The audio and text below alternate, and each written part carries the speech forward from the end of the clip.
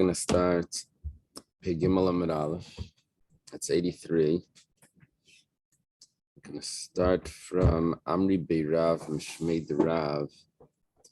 It's about 11 lines from the top. Thank Hashem. We're able to learn. It's because of our learning Hashem, the basic English immediately. Gemara starts like this. Amri Beirav, Mishmei the Rav. Yeshiva of Rav said in the name of Rav. Yeah, I mentioned a few days ago that when it says Beirav, which means the yeshiva, it's not so clear that Beirav actually means Rav's yeshiva. Rav couldn't really be any teacher. It's like a bar Beirav is a member of the yeshiva. The Gemara has the expression bar Beirav chad yoma, a member of the yeshiva for one day. Now, does it really mean Rav, or does it just mean like the academy?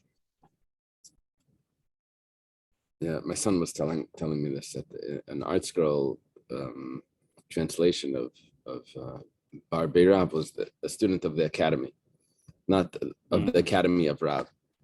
Over here, when it says Beirav, it has to be the school of Rav himself, because here we're discussing Rav's opinion. Yeah. Anyway. The yeshiva of Rav said in the name of Rav that halacha Rab Yesi ban Dregenus bar Kava, b'Shmuel Amar b'Kushi b'Kiddush.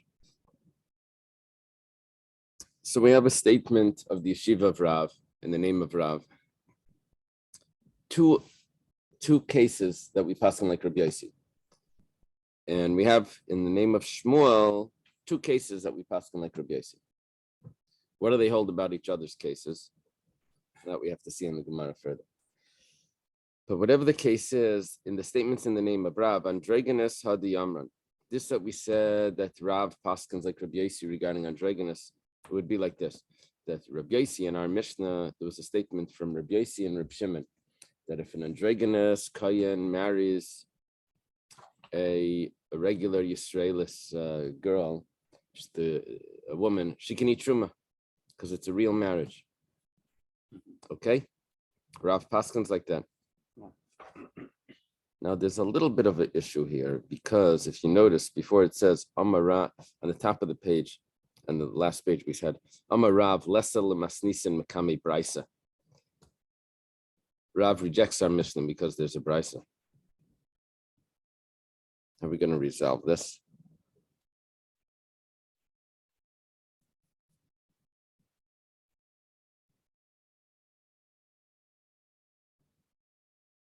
He argues on them. That was a different student of Rav that said that. That's what we'll have to say. Rashi mentions this issue. Okay. What's the second statement of Rav? Harkava. Harkava is grafting. It's a problem with grafting. Now, what is the real issue of grafting? Over here, we're dealing with Shemitah. It says the Tanan ein noitin ve'in mavrichen ve'in markiven erev shviyas pachas mishleishim yoim lefnei Rosh Hashanah v'imnata v'hivrach v'hirkev yakar. So the laws of Shemitah, at least the way Rashi is learning this, is that they apply even before the Shemitah as well. Mm-hmm. So 30 days. You can't sow different. You can't. We have these things 6 months before certain things had to stop. Mm-hmm. Anyway. If you do grafting, we're not talking about that there's a prohibition to graft. That's a different thing. If it's 2 different species, that's another problem. Here we're just saying that either you're grafting or you're layering or you're planting. So from 30 days before Rosh Hashanah, you had to have stopped that. And if you didn't, and you did it within the 30 days before Rosh Hashanah of the Shemitah year, then you have to uproot it. That's the Tanakama. Rabbi Yehuda Imer Kolar Kavashena Kiletis B'Shleish Yom Shuvena Kiletis. Rabbi Yehuda says that it takes 3 days to germinate, or not to germinate, to take hold. The grafting should attach. If it doesn't attach within 3 days, then it's over. It's not going to work. What does he hold? Sounds like it's not really a month.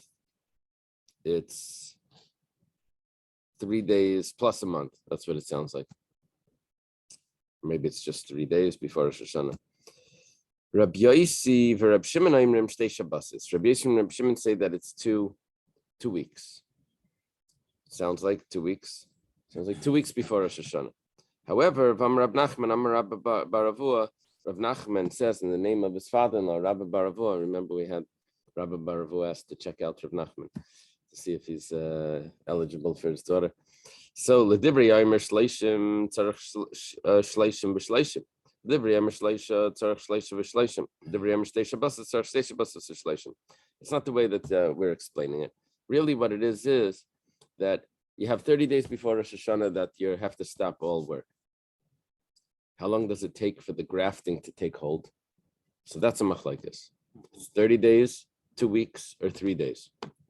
So it's either 30 days plus 30 days, either 30 days plus 2 weeks, or 30 days plus 3 days. Why? Because when it starts to take hold, that would be the prohibition. So you have to do all of this before all of that time. Now, Rav says the halacha is like Rabbi Yosi. Very interesting. Rabbi Yosi says 2 weeks. That means, according to the way Rav Nachman explains it, is that it's really 30 days and 2 weeks. Okay. We've taken care of the 2 cases. We've introduced those 2 cases that Rav Paschal like Rabbi Yosi. Interesting thing is that both of them are Rabbi Yosi and Rabbi Shimon as a pair. In our Mishnah, we had Rabbi Yosi and Rabbi Shimon, and now we have Rabbi Yosi and Rabbi Shimon by hardcover. Yeah. Yeah. Yeah. Yeah. I guess the big question is, why do I need Rav to paskin like Rabbi Yosi? The Gemara says that halachic Rabbi Yosi, that whenever there's a machlokes Rabbi Yosi and Rabbi Yehuda and Nimukayimai, paskin, that was the Gemara Erevin. Halachic Rabbi Yosi.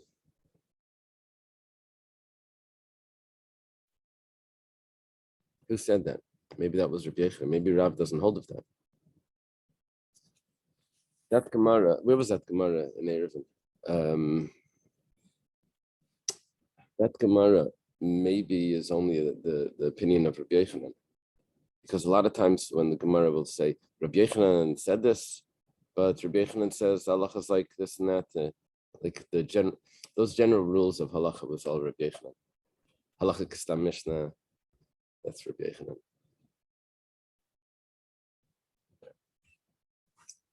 Okay.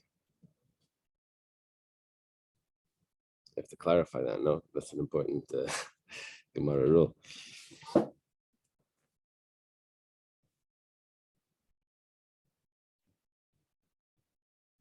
Okay, let's see Shmuel. Shmuel Amr Bekushi Bekiddush.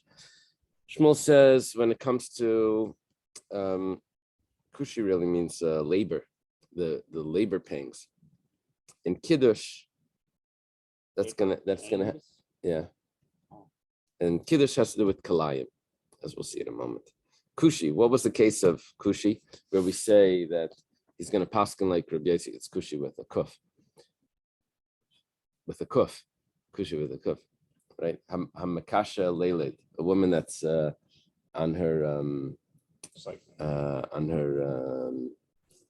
the birthing chair or something. She's starting to feel that she can't move. Anyway, if she starts to feel the pains of giving birth, the Tanana was taught in the Mishnah, Kamye Kishua. The issue here is like this, that if a woman gives birth during the Nida cycle, during the days of Nida,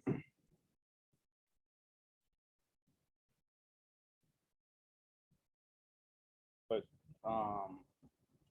she can't be in Nida if she's having a child. She usually doesn't bleed during the pregnancy. Right.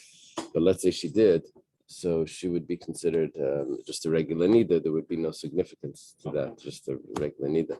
However, if she does give birth during the days of Ziva, now the way that worked was that there were 7 days of nida, automatically, no matter what. Right. And then the Ziva was potential Another days, 7. was 11, but it's potential. But that was rabbinic.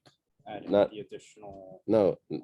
Originally, it wasn't rabbinic. Oh, Then there were 11 days of potential ziva, and if she saw blood, then she would have ziva, which was what you said, 7 clean days. Neither didn't have the clean days. Neither just had 7 days, no matter what. oh, Didn't have to wait for anything. practically that's what it is? No, that's not practical. No. This is all historical. So it's not the practical halacha. But if she's the only way that she can become a zava by seeing 3 days is only if there's no other reason for that blood. But if the reason for that blood is because she's giving birth, then she doesn't become a zava. So how do we know she's giving birth? Well, she has the pains of labor. So this is going to be an excuse that why she's not a zava. There's a way out. Now, how long can she claim this excuse, the giving birth excuse?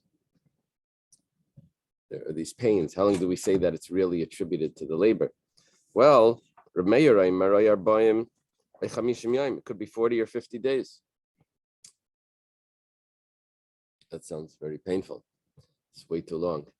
No, they go to complain if it's a few hours.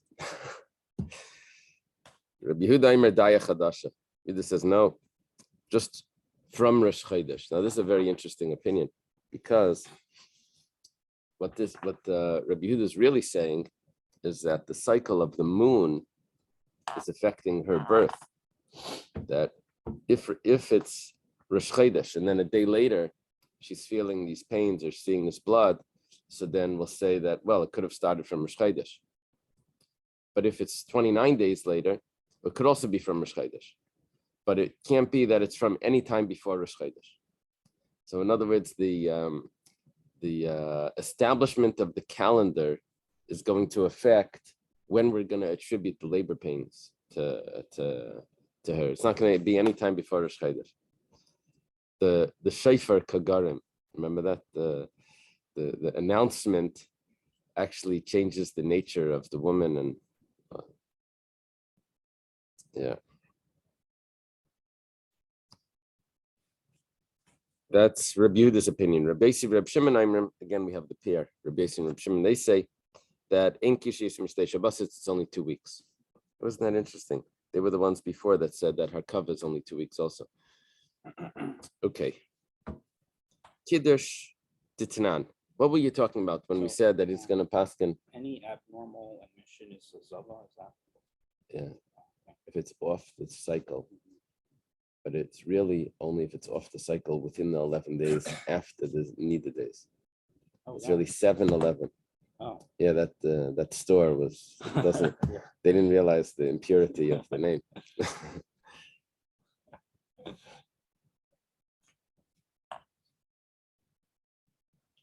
Yeah.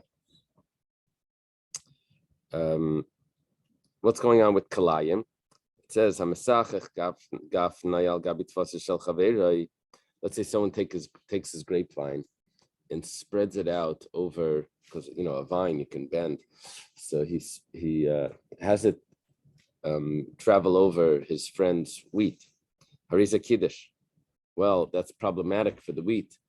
And the wheat becomes kalayim, and this person has to pay for it. That's what Reb Meir says. He just ruined his friend's wheat by putting his vine to grow over that. Rabbi Yossi, Reb Shimon say, no, ein adam ma'aser davar she'eino shalai. He can't prohibit someone else's grain. So it wasn't even his. If he damages it, that's one thing. But to make a prohibition on it, that he can't do.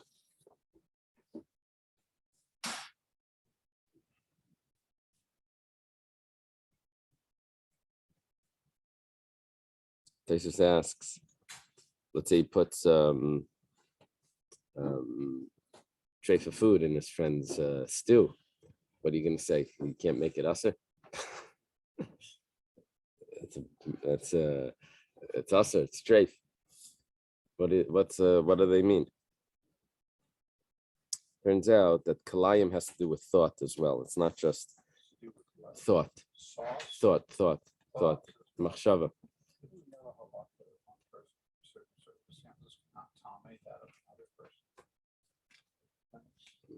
Yeah, I think like objects that are like third removed or something. Because you can make other objects tame.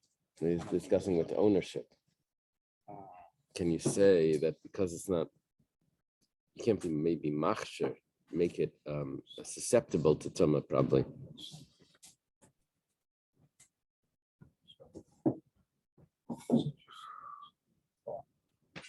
Yeah.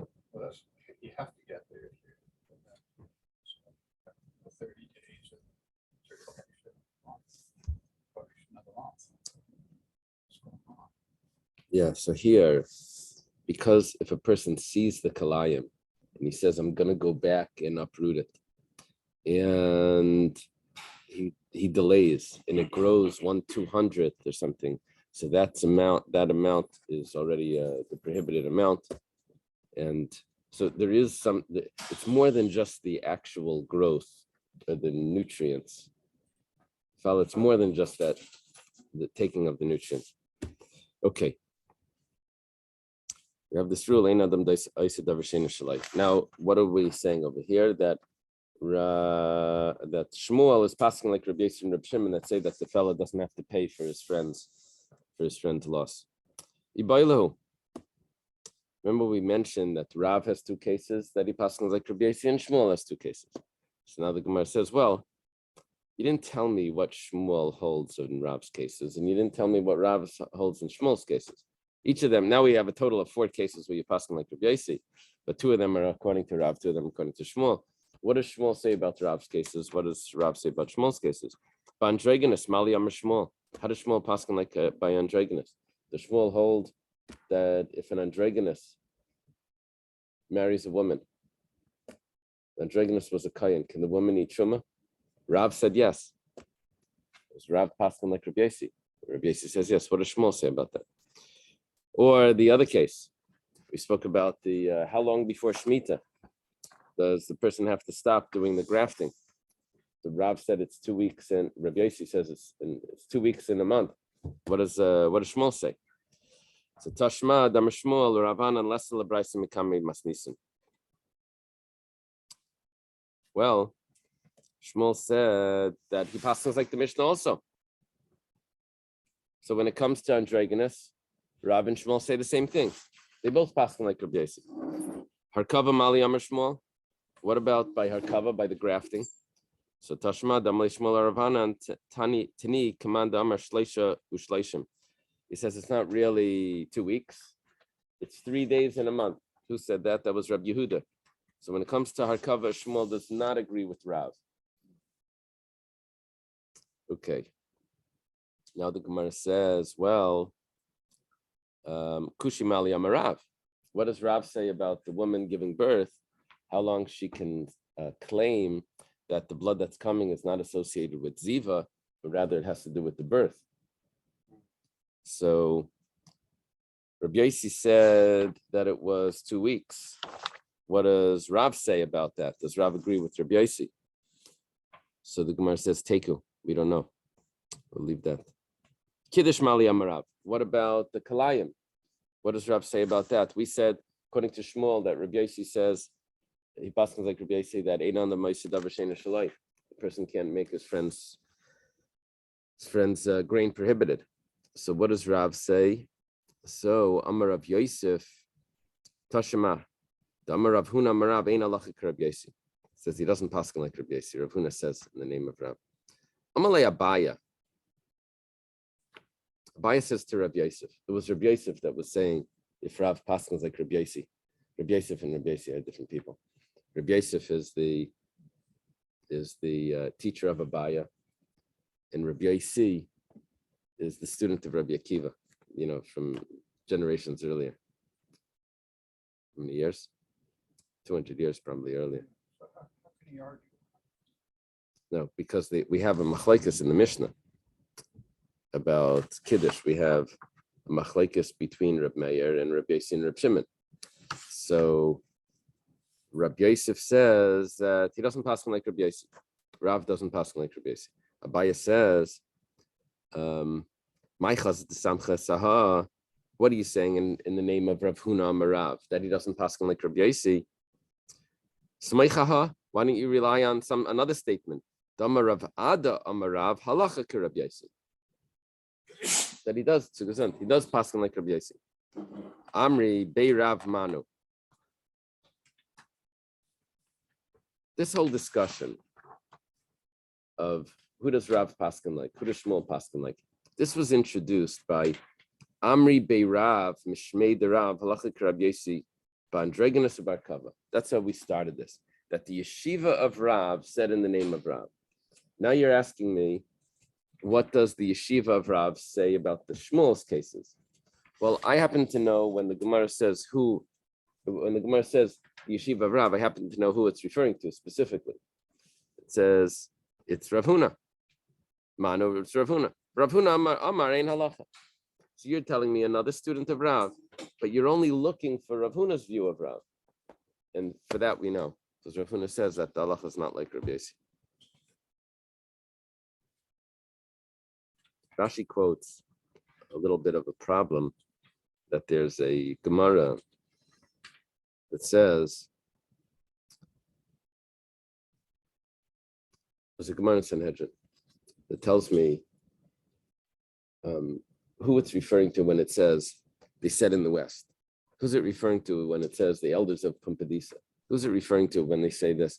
Who's it referring to when they say the students of Rav, the yeshiva of Rav says? It says, well, sometimes it could be Rav Hamnuna. That would contradict our Gemara here that says that it's Rav Huna, a student of Rav. So Rashi says that the default is always Rav Huna. If Rav Huna clearly says the opposite, then we'll go to Rav Hamnuna. So since the default, the Stam Amri Bei Rav is Rav Huna, so then we have our answer, because we have the statement from Rav Huna that we don't paskin like Rabbi Yossi when it comes to what's it called? The Kalayim. All right.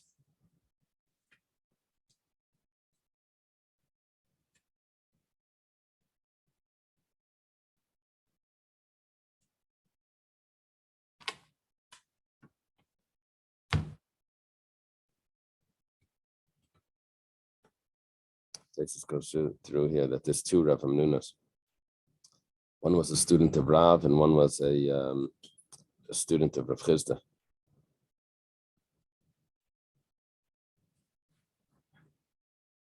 Very important little piece here, and that could be confusing.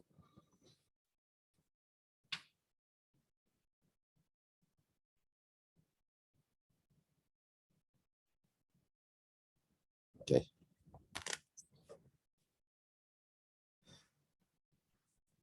The Gemara now says, Rabbi Yehuda Tumtum Chulu.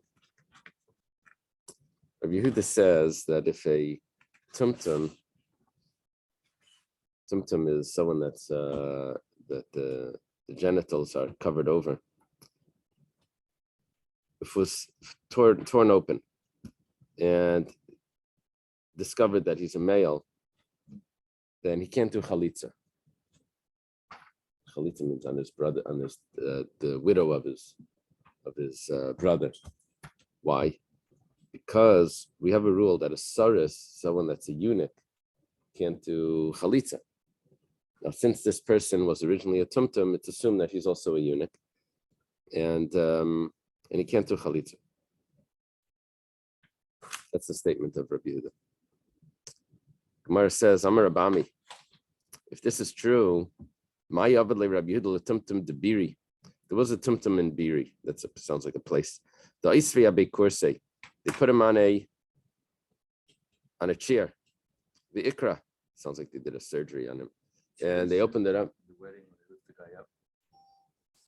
Yeah. Oh, you say because they brought him to, it could be in a wedding chair also. It could be like an official chair. After the operation. Right. It may mean that they brought him to a wedding. That's it. The Ikra. Right. To his own wedding. Yeah. Or it means that they put him on a chair for surgery. Right. The Ikra, and they tore open that the skin, or it tore open. Va'ilid Sheva Benin, and he had 7 sons. Wow. Obviously, he's not a eunuch, right? What's Rabbi Yehuda going to say? The Gemara says, Rabbi Yehuda Amalach, Rabbi Yehuda will tell you, Chazar al Banav Me'ayin Him. You have to do investigation to see where they're really from. check out, maybe the wife was not faithful. More would say that. Yeah. How do they do that? How do they inquire about the children? Cameras. Yeah, DNA. Okay. you believe it. Yeah. Unbelievable. Yeah. Tanya. She taught in a brisa. Rabbi Yosi bar Yehuda Imer tumtum layachleit Shem yikrev nimtzas rischama. Rabbi Yosi bar Yehuda. By the way, this is Rabbi Yehuda's son. Is Rabbi Yosi bar Yehuda? Who's Rabbi Yehuda himself? That's Rabbi Yehuda bar Rabbi Loi. Is the student of Rabbi Akiva, not Rabbi Danasi. Rabbi Danasi is always it's either says Rabbi Danasi or it says Rabbi, not Rabbi Yehuda. When it says Rabbi Yehuda, it's Rabbi Yehuda Rabbi Loi. His son is Rabbi Yosi Rabbi Yehuda. He says this almost the same thing like his father. He says that a tumtum shenatu chalitza, because maybe it will tear open and it'll be found that he's a eunuch. Atu kaldem mekareya zacharu, that you make an assumption that he's going to be a male. When it tears open, we might find out that he's a female. Hachi kamar. What he means to say is shema yikrev nimtza nekeva. First of all, maybe he's a female. That's not going to work, right? That's not going to be chalitza, a female to a female. And even if he is a male, maybe he's going to be a eunuch. Gemara says, "My binayu." That's sort of what Rabbi Yehuda said. What's the difference between Rabbi Yosi bar Rabbi Yehuda and Rabbi Yehuda? Amar Rava says, I'll give you two differences. Lifsel b'makamachem, v'lachleit shlei b'makamachem. It could be binayu. Two examples where there's a difference. Number one, according to Rabbi Yehuda said that he's definitely a eunuch. So, let's say there were several brothers. Reuven passed away, and he leaves his wife Leah as a widow. And then there's Shimon and Levi, or whatever. Levi is a tumtum. Okay, well, Levi goes ahead and does chalitza. So Shimon decides he wants to marry Leah.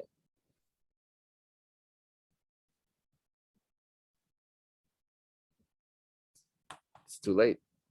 Chalitza was performed already. Well, that's not true. According to Rabbi Yehuda, it's not too late because that chalitza was nothing. So Shimon can still marry Leah, his sister, his widow, his brother's widow, because there was no chalitza. There was a chalitza. Well, he doesn't count because he's a eunuch, definitely. Now, according to Rabbi Yosi, Rabbi Yehuda, that's not true. Because according to Rabbi Yosi, Rabbi Yehuda, maybe he's a eunuch. He can't do yibam. Second case is let's say there's only one brother, only Levi. There is no Shimon here. There's Reuven passed away and there's Levi. Do we require any chalitza? According to Rabbi Yosi, Rabbi Yehuda, yes, because maybe he's not a eunuch, and maybe chalitza is required for this woman to get remarried. And according to Rabbi Yehuda, there's no chalitza at all that's required because it's impossible. He's definitely a eunuch, and there's no brother here, so she just gets remarried. Okay. Amar Rav Shmuel bar Yehuda, Amar Rab Abba, Achvad Rab Yehuda bar Zavdi, Amar Rav Yehuda, Amar Rav. Follow that? Wow. Rab Shmuel, the son of Rab Yehuda, says in the name of Rab Abba, who's the brother of Rab Yehuda bar Zavdi. So far it's just Rab Shmuel in the name of Rab Abba. It says in the name of Rab Yehuda Amarav. In the name of Rab Yehuda, it says in the name of Rav. On the side, to make it more complicated, they say it's not really Rab Yehuda Amarav. They say it's Rav Huna Amarav. All right. It says, Androgenous chayavan alav skila mishtei mekaymes. An androgynous, if a man has relations with an androgynous, we mentioned this before. That would be a problem. That's a problem. Yeah. So he'd be chayav skila. Oh wow, very nice. Whoa. Whoa. Stand up. So you're gonna say King James. There you go, sir. Stay off. We have to get Jimmy a Gemara. What volume is that? 15. Yeah. No, the one over there with the shoe. Right here, roll. You see the second one from the middle to the left. Has a shoe on it. Okay, so Mishneh Mekaymus means that because he's an androgynous, he's a hermaphrodite, so he has male and female characteristics. So if he lives with another man, then there would be two possible prohibitions there. Either he lives with him anally, which is as a homosexual relationship, or he lives with him as a female. So That's good, that's okay. Second. yeah, the problem is that even though he has female characteristics, but he's still a male, and that would also be considered a prohibition. This is the statement from Rav Shmuel in the name of Rav Abba and the name of Rav Yudah, the name of Rav. Okay, Meisvei, 1 second. There's a problem here. Rabbi Eliezer Amar, androgynous chayav of skila kibezacher. An androgynous, the chayav skila, lapidation, stoning, like he's a man. No, only if he lives with him as if a man would live with a man in the homosexual style, not with as a female. So he's pater. So why is who's like Rav is coming in making a statement? We have a brisa that says differently. Could have answered that. Rav argues. It says who the Amar Ki Aitana. Rav has a support from another Tana. The Tanya was started in a brisa. Because we don't answer immediately that Rav Tanu Palig, only if we have to. We'd like to be able to say that Rav is following an earlier opinion. If we can't, we'll come up with this other answer that Rav's allowed to argue. So we say that he's following Rav Simai. The Tanya was started in a brisa. Rav Simai Yaimer androgynous chayavan of skila mishtei mekaymus. Okay, Rav Simai actually says exactly the statement of Rav.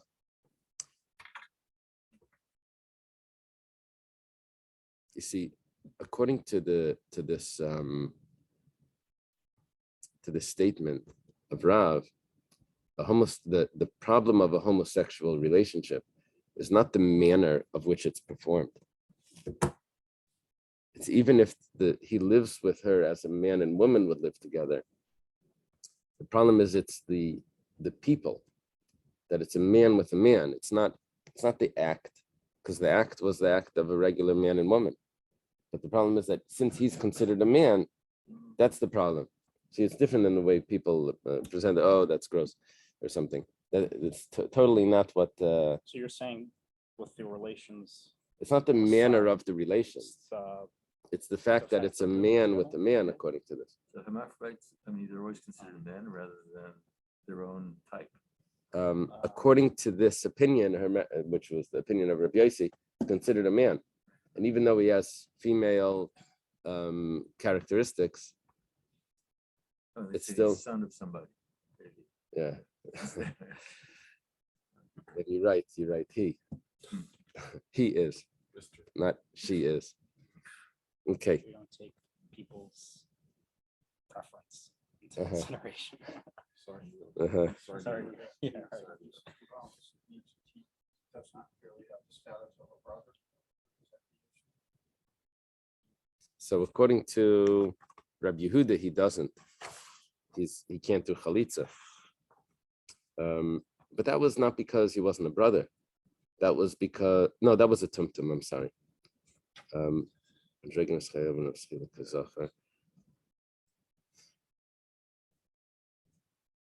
According to Rabbi Yossi, he's clearly a zachar, right? Yeah. And then Rabbi Yehuda brought in that he was a eunuch. No, a tumtum was a eunuch, not an androgynous. A tumtum was a eunuch. We didn't say that about an androgynous. Okay. My time with the Rab Simai. Where does Rab Simai get this? That it's not the manner of the relations, because both types of relations are prohibited. Amarava bar Hamduri Asbrali.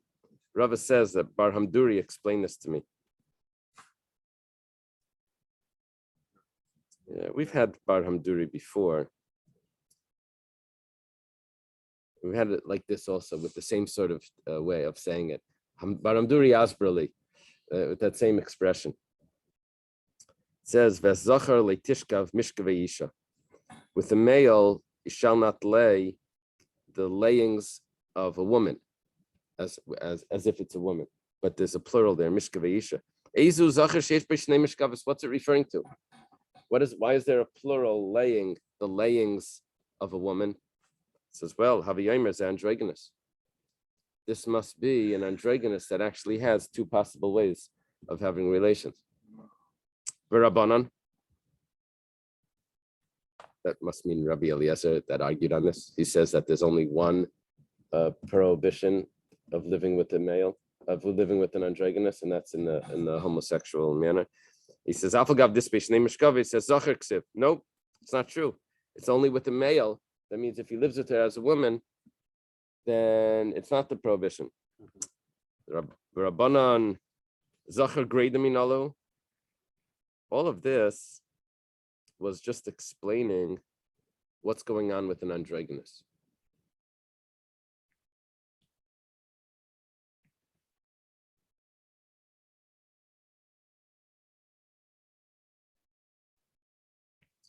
If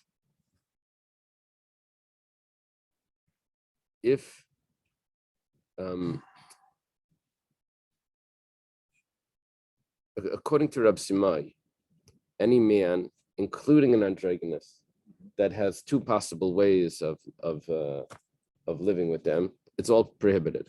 So fine, everything is prohibited. However, according to the Rabbanan, when it says the male, any man, that's coming to exclude the other possibility of an androgynous, that if a person lives with an androgynous in a way that he would live with a woman through the female part, so then that would be acceptable. So then where does he know how does he know that's acceptable, that's not prohibited? Because it says any man.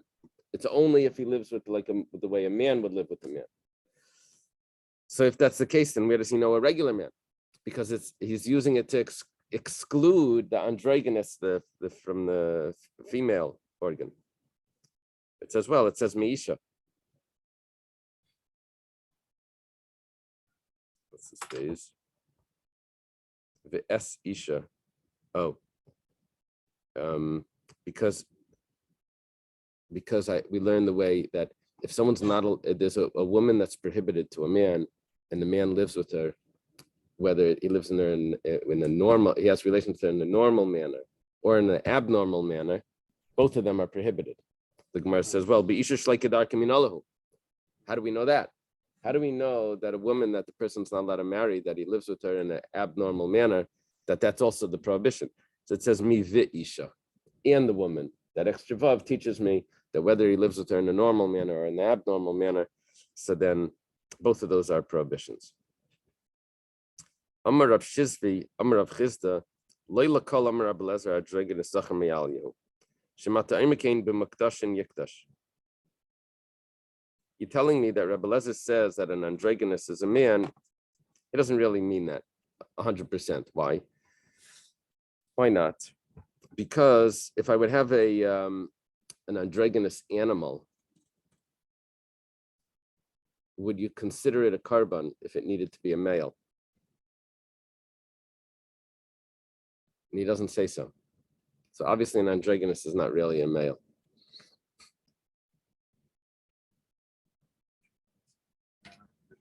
What is it then? Somewhere in the middle. Middle. Right. Say it's a blush.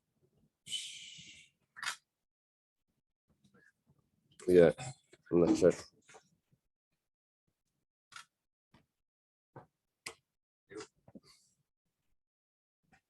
No, maybe it's not one of the mumim that are listed in the animals.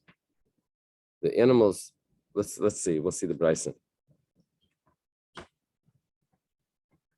Okay, the Gemara says, how do you know that it doesn't become consecrated as a carbon? The Tanur Rabbanan set taught in the Brysa. This is a little bit odd because the Brysa is actually talking about a bird. So this whole thing is going to be a little bit strange. says Hanirba. That means a bird that had relations with a man had relations with it. Yeah. Vahamuksa.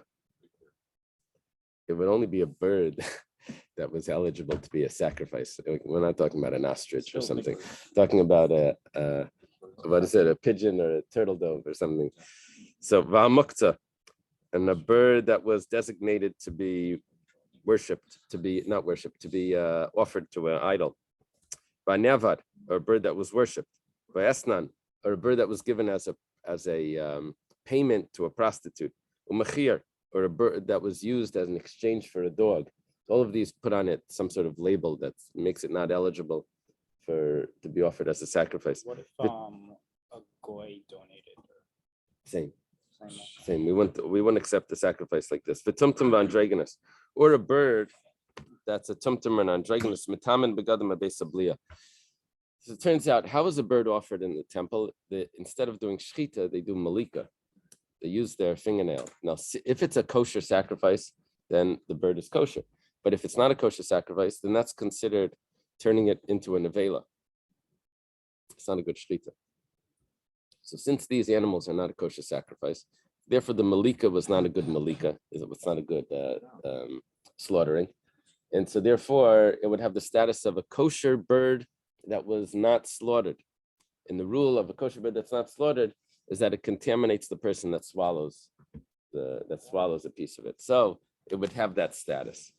But you said that they shechted with the fingernail. But that would only be if it's a sacrifice. We never do shechita with the fingernail unless it's in the sacrifice in the temple. Got it. But if it's That's since it's not considered a sacrifice, so then it's not considered a good shechita. It's also from the back of the neck. We don't do that. So Rabbi Eliezer Reimer, tumtum v'andragonus ein metam megadim beisabliya. A tumtum and androgynous are not considered those birds don't have this problem. It's considered a kosher sacrifice. If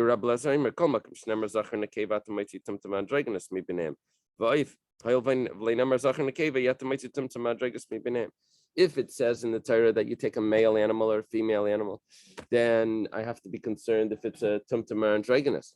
But because by the birds it doesn't tell me that it needs to be a male or female. You have this Rashi in the Torah says that. Yeah. So therefore, it doesn't matter if it's a tumtum androgynous either. Now, our point is not the bird. Our point is that Rabbi Eliezer told me in passing that if it's an animal, I have to make sure that it's a male or a female and not a tumtum and androgynous. That means that a tumtum and androgynous are not male or female. Oh, whoa. So that was what we were looking for. Whoa, mic drop. So it's its own category? Something like that. Some Somewhere in the middle. Okay. Aren't there some animals that are hermaphrodites, like worms that have male and female? Oh, really? Yeah, some Uh-huh. In Australia, we have the platypus. Yeah. Is that right? So how does Oh, it yeah. can't offer it up because it has to be male or Yeah, female? well, it's not one of the things anyway. It's not one of the sacrifice animals.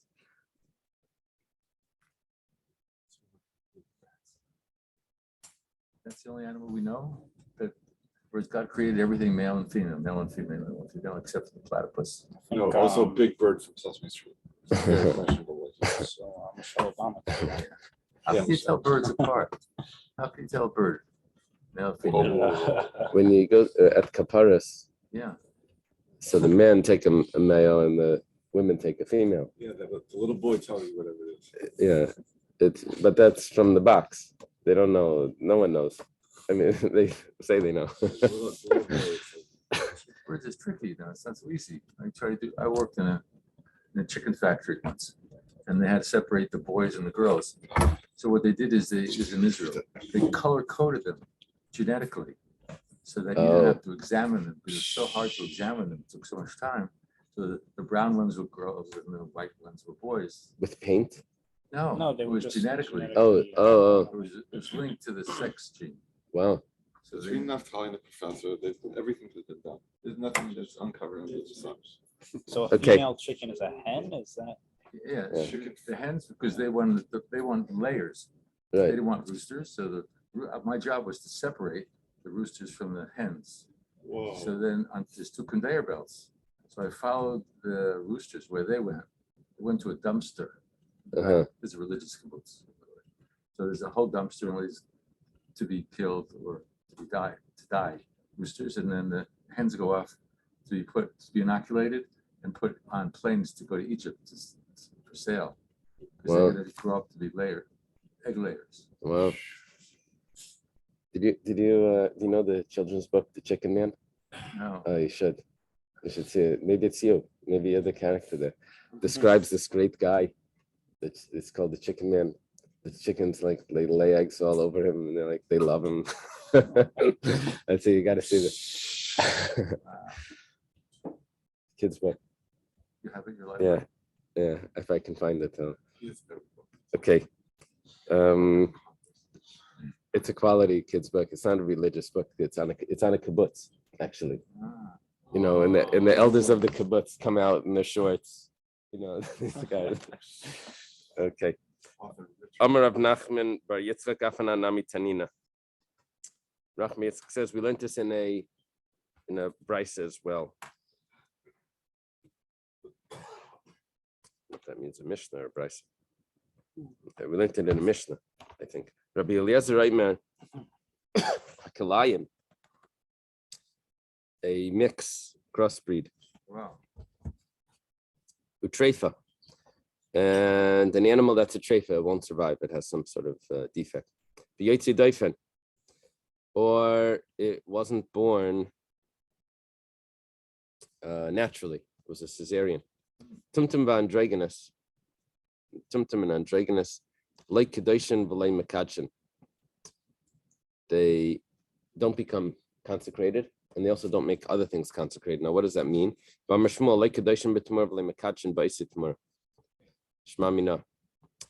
They can't be, they're not enough of a sacrifice that, there's a rule that if you exchange one sacrifice for one animal that's a sacrifice for another, they both become consecrated.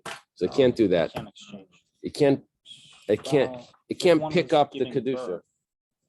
One gave birth after you consecrated, I think. Yeah, so that's what's Rashi explains it, that there's two cases here.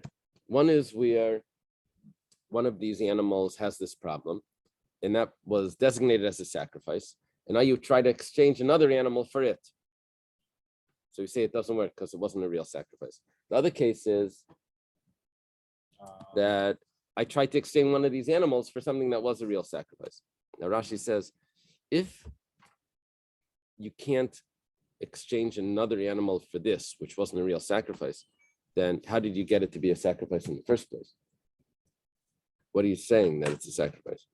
So for that, Rashi says that it was born from another sacrifice, that sacrifice already had this, then the offspring of that sacrifice had this blemish, and it's also considered a sacrifice, so you can't do tamura off this offspring.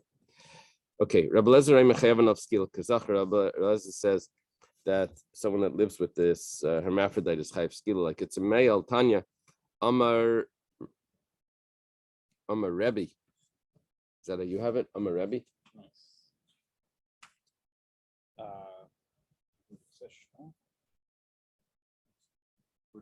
Is that what it says? Rabbi Danasi. Kishalachti lil materetz Rabbi Eliezer ben Shmuel. Says when I went to study Torah by Rabbi Eliezer ben Shmuel, chavru alai talmidim ketanagelim shel beis bukia. The students gathered around me like the ketanagelim, like the roosters of beis bukia. Apparently, that's an aggressive. Oh, wow! Did you ever see a rooster fight? No. Did you go to a rooster fight also? Of course. Oh my God. It says, they were so aggressive to me. They didn't let me stay there. I was only able to learn one thing from our Mishnah. It says, that's the only thing I was able to learn from Rabbi Eliezer ben Shmuel. That Rabbi Eliezer says that an androgynous is chayv l'skila kazacha. Okay. Hadron Lacharel. Bli neder, siyata deshmaya. You asked if we ever seen a rooster. We'll leave it over here. Right? So it's like saying, did you see a baseball game? Yes, sir. Okay, so